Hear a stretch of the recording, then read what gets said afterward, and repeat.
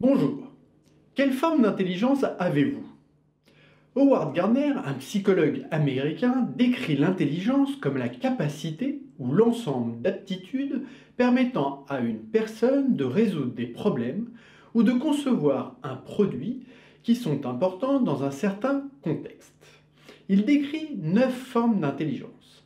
L'intelligence linguistique, pour Gardner, c'est la capacité d'utiliser et à comprendre les mots et les nuances de sens, ainsi qu'à comprendre comment le langage affecte les émotions. Il y a l'intelligence logico-mathématique, c'est la capacité de calculer, de mesurer, de faire preuve de logique et de résoudre des problèmes mathématiques et scientifiques.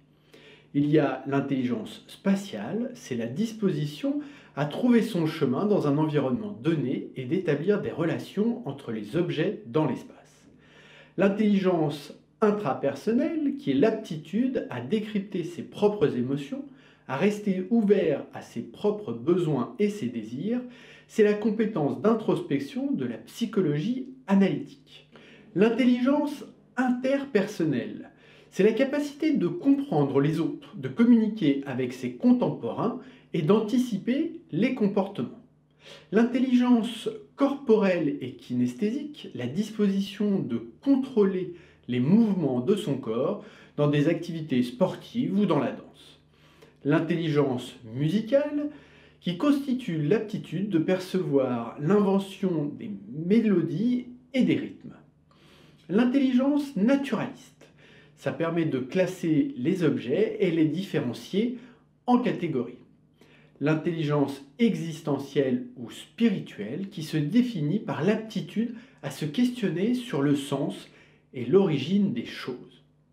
Alors, que faire avec cette information? Vous pouvez faire un test sur Internet ou si vous vous connaissez suffisamment, donnez-vous une note sur 10 pour chaque item et faites-vous un graphe comme ceci. Face à un problème, demandez-vous à quelle intelligence fait-il appel?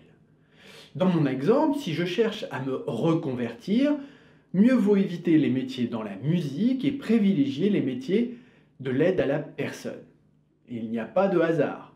Allez, vous savez ce qu'il vous reste à faire, vous ne pourrez plus dire que vous ne le saviez pas. Posez vos questions, essayez, réagissez et inscrivez-vous à la chaîne. Et comme d'habitude, je vous dis à la semaine prochaine.